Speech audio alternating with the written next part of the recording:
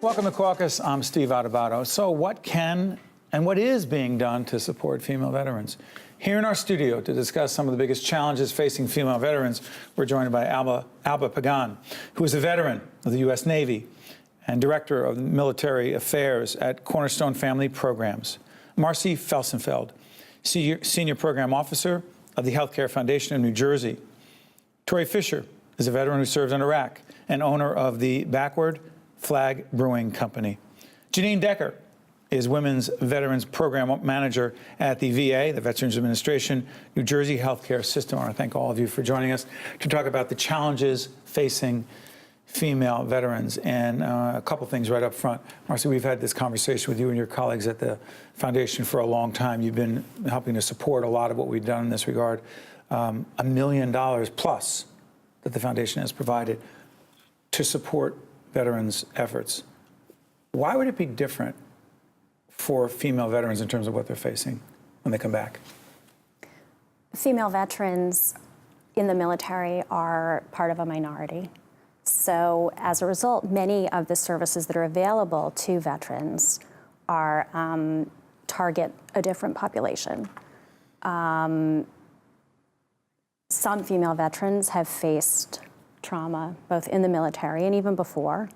Some have faced sexual trauma, right, which becomes significant. I mean, even in today's news, talking about men holding power over women. Oh, excuse me, we're taping this program in the midst of an ongoing scandal crisis where a lot of women have been hurt by Harvey Weinstein, a movie mogul.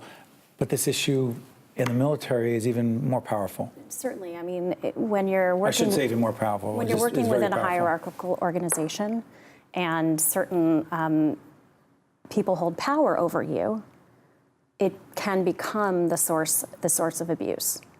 It's so interesting as we think about this, as we're getting ready for the program, and we did a program about veterans overall and the issues that they're facing, and I thought, it's different for women, but I'm not sure exactly how. Talk to us how it was different for you, because men face a whole range of issues as well: anxiety, depression, potential suicide issues, mental health issues, but additional issues for women. For you? So I think that my viewpoint may differ from a lot of people's. You know, a lot of the different areas that I served with a lot of men. A lot of times I've always felt like an equal. I think one of the issues is not so much that there isn't specific care for women. I think one of the issues is that women are still being seen differently. How so?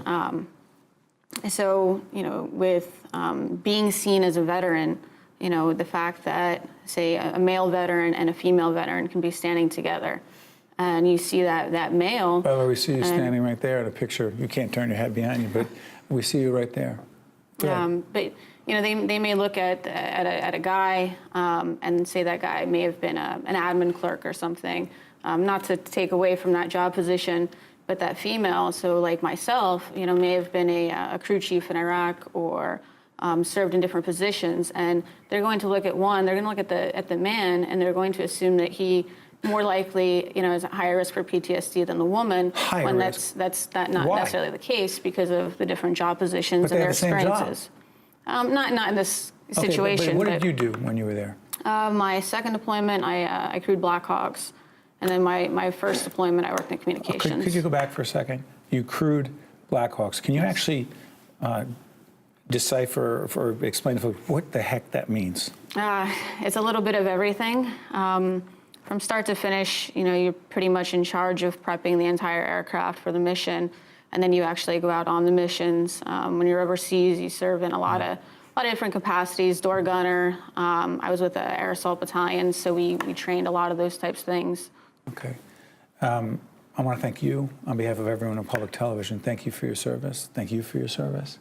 Those words sometimes seem hollow, but I hope that you appreciate where they're coming from for us.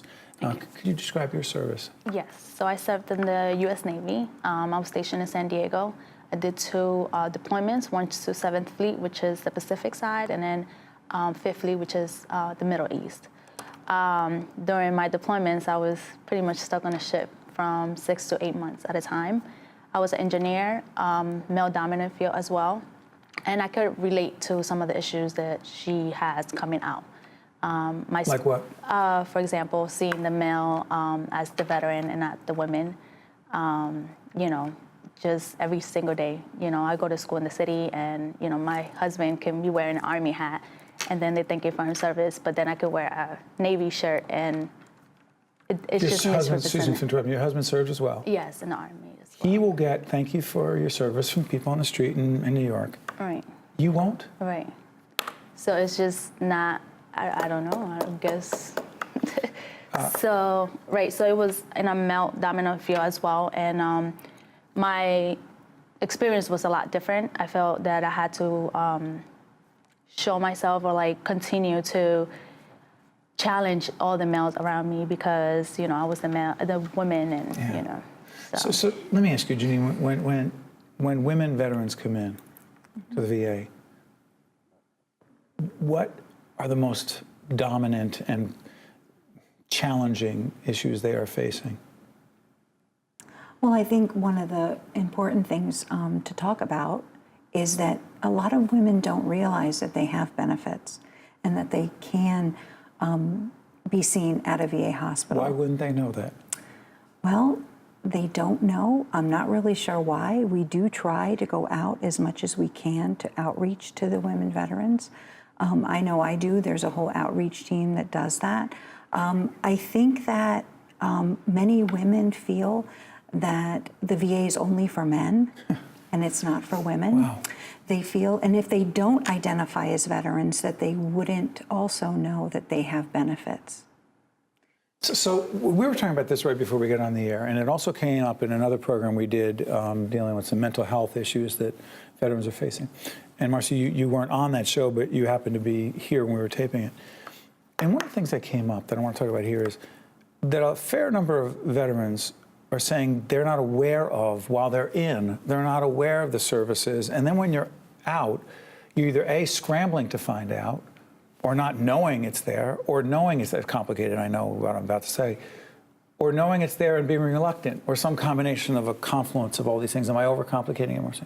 No, not at all. I think that in order for a veteran, or frankly any person that needs a service, to access it, they have to be ready for it at that moment. Ready. They have to be prepared to take the next steps.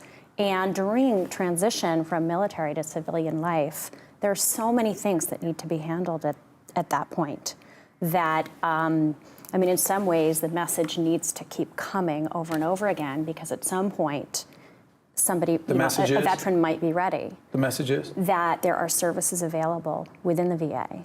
There are services available in community-based organizations as well. But, you know, the people need to find the services. Yeah, you know, I'm curious about a couple of things. There are stigma issues of depression, anxiety. Are there higher, I don't know, I don't want to put anyone on the spot here, statistically, is there a higher proclivity toward women who have served committing suicide versus men? Is there any, you believe there is? But the other thing that I keep thinking about is that there are a significant number, or there are women who have served who are moms. They're moms. And some of them have had children while serving. Complicated. Talk to us about this. Well, I think that women that transition come back with being on deployment for maybe years and don't see their children. And I think it's hard to, as much as all of us that are mothers, what we deal with on a day-to-day basis, and then combine that with coming back and transitioning into civilian life, it must be very difficult for them. And I can imagine the challenge that they face. You face this? Yes. Describe it. I'm a mother and I gave birth while in the service. While in? Yeah. Explain to us what happens. Well, I know how a baby is born, Marcy. Come on, stop. But explain this to us. So what happens is, you know, I got pregnant after deployment, and my husband and I, and we I got transferred to a short duty station, which means admin work for pregnant women. We're looking at a beautiful baby with you in a picture up there. Go ahead. So what happens is that at this command, basically, they said, well, you are LOD, so light limited duty. Basically, that you cannot do much. So I was stuck in an office, not doing anything all day. And coming from a ship, from a different environment, being an engineer, that got me very upset. You did not want that, did you? No. So she's actually a chief, one of my best friends, Mifua Henson. She and I, we started doing inspections and started more on the administrative side, but taking part of the command. And I mean, I was running, and so I was 8 months pregnant. I was still physically fit to do these things. So why treat us like we couldn't do anything? Go ahead, jump in. I actually had a similar experience. I have a 5-year-old, and it was kind of the same thing. So as a crew chief, obviously Big when I responsibility. got pregnant, it was, well, how long can I continue to fly and continue to perform these duties? I wanted to continue the duties because, just like you're saying, I felt perfectly capable and able. So we called, there's the flight medicine doctors that you deal with, called and asked them the guidance on, what do the regulations say about me flying? There weren't any. So they said, okay, well, she can fly as long as, until her civilian doctor says that she cannot. Wow. My civilian doctor didn't understand what that even meant until one day. I was about 5 months pregnant at that point. I had still been doing all of my duties. He had asked exactly what it was that I did in a day, and I tried to explain with him what training was. And at the time we were training, we were doing aerosol training, which actually consisted of flying and landing very quickly and hard to the ground, because that's what we do in combat. Yep. And he said, oh, no more flying. So that's when I had to stop that. But then just after my daughter was born, you experienced some of the... Excuse me, after your child, I'm sorry for interrupting, but after you were born, after your child was born, you had some challenges. One of the challenges that I found was, which I had never, expected to come across, was, so after your child's born, you have a certain amount of time till you can take a physical PT test. Sure. And kind of get back into the swing of things. And I was reaching that point. I don't remember exactly what it is. It's maybe 3 months, 6 months, and I was breastfeeding. So one of the unique issues that I had is, I'm a larger woman. So when you're breastfeeding and you're natural, there was some issues with running. So I contacted the docs and I said, look, I'm breastfeeding my daughter right now, and I think I'm going to have some problems with the running portion of the PT test. Is there anything I can get? What's in the military, it's called a profile, Right. Which basically limited duty kind of thing. And they said, well, you're breastfeeding, that is a personal choice that you made, so you're just going to have to deal with that. And that was one of the first times that I ever dealt really with anything that I thought was uniquely, to me as a woman, that I thought was very, just not right. It's funny, you think what the issues, or most of the issues are, that women who serve in the military are going to face or are facing, and we have no idea. And this is no knock on the military, but I'm not sure the degree to which these issues are considered. If you're going to have women come and serve, then it seems that you need to think through these issues. So when we come back from this break, I'm going to talk more about services that are available for women who have served, given to our country. We'll be right back right after this. To see more Caucus New Jersey with Steve Adubato programs, visit us online at steveadubato.org. If you would like to express an opinion, email us at info@caucusnj.org. Find us on Facebook at facebook.com/Steve Adubato PhD. And follow us on Twitter at Steve Adubato. We are, in fact, talking about women who have served in the military and some of the challenges they face. Marcy, at the foundation, you have a program called the MVP Family Program. What is it about? It's the Military Veteran and Peer Family Support Program. It is a 24/7 resource line answered by vets, answered by the significant others of vets, to help be able to direct family members and family units to access Why is that services important, the together. family piece of it? Well, there's a limitation on what family members can receive from various Because they didn't public serve. sources because they didn't serve. But they gave. But a veteran, male or female, is not serving alone. It's the entire family that's making sacrifices. So there are a few programs that can meet the needs of families.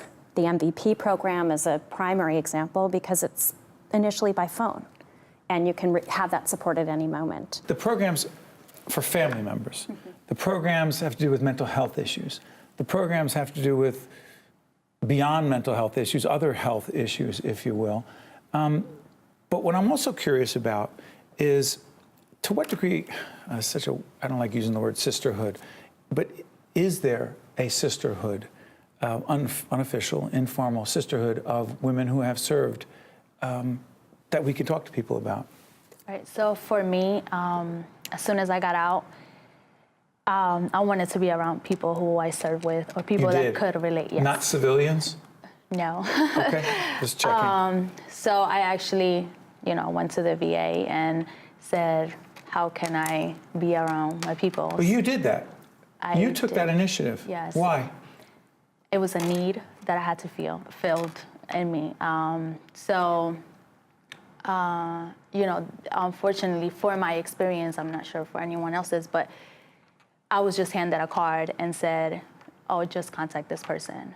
I wasn't aware from the women program, but. Yeah, we're going to talk about that in a minute. The VA has a program just for women. Go ahead, I'm sorry. But that was so I actually reached out to my county, which is Bergen County, where I live, and I got in touch with the veteran services there, AJ Luna, and come right in. So it's just that open door policy. And you got to keep pushing sometimes. Yes, and just that open door policy, because at times, as coming out, we don't know the transition. Right. We don't know where to go. Well, let's talk about that. There's something called Operation Sisterhood. Is that what it's called? That's me. Yeah, Cornerstone Family Cornerstone has that, because the VA program, is it called something different? Because I know there are programs just for women. There's programs for women healthcare programs, yes, in the VA. So if people, by the way, that's the VA site, folks. It's going to put it up in a second. Does the VA have a site? Yes, they have a website. Okay, we're going to put that up as we do this in post-production. But your program is called? Operation Sisterhood. And that is dedicated to? Women veterans, any era. Discharge doesn't matter.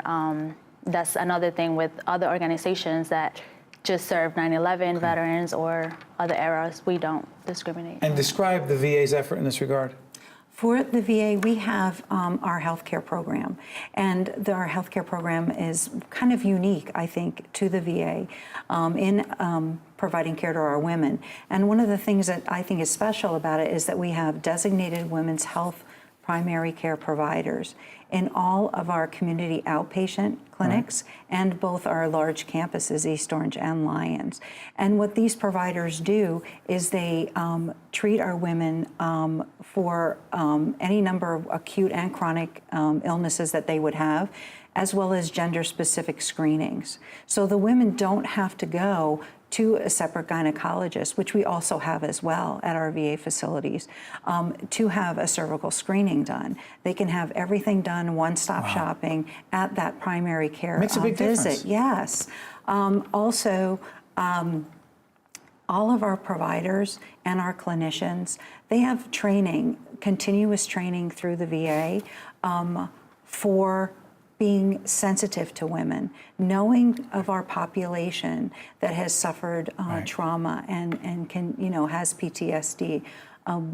They treat the women very, very carefully, and they're very sensitive to those needs. And I think that that's very unique to the VA. It's so interesting as we're talking about this, that the healthcare, that the care, that the services, in some cases are across the board, male, female, but some have to be, if they're to be as effective as they need to be, they really do have to be targeted toward the needs of women. And to say that doesn't make sense. I want to follow up on your business. I'm fascinated by it. First of all, where did that name come from for the company? We'll put it up as we're talking about it. Backward flag, it actually comes from the flag worn on the Army uniform. So it was a nice symbol of always moving forward into the fight, never retreating. And we also try and encompass a lot of law enforcement, firemen, as we say, those like us, into that mix. Describe the company. So we're a brewery that's been open for a little over 2 years now. We are very veteran focused. So you were talking about trying to find people like yourself to hang out with. I guess we're, I don't want to use that stigma, but a kind of a modern day VFW, except we are welcome to, we welcome everyone. So civilians and military and law And enforcement. your employees, many of them are vets. Many are veterans.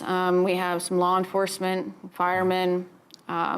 That's actually, so one of the areas that I do see, the difference in female and men as far as being a veteran is, so coming from a male-dominated field in the military and now also working in a male-dominated industry, people will come in and, they'll love the place and they'll introduce themselves to one of my guys at the bar and they'll say, hey, you must be the owner. And they'll say, no, she's the owner. She's and, the owner. They'll go, I thought this was a veteran-owned brewery.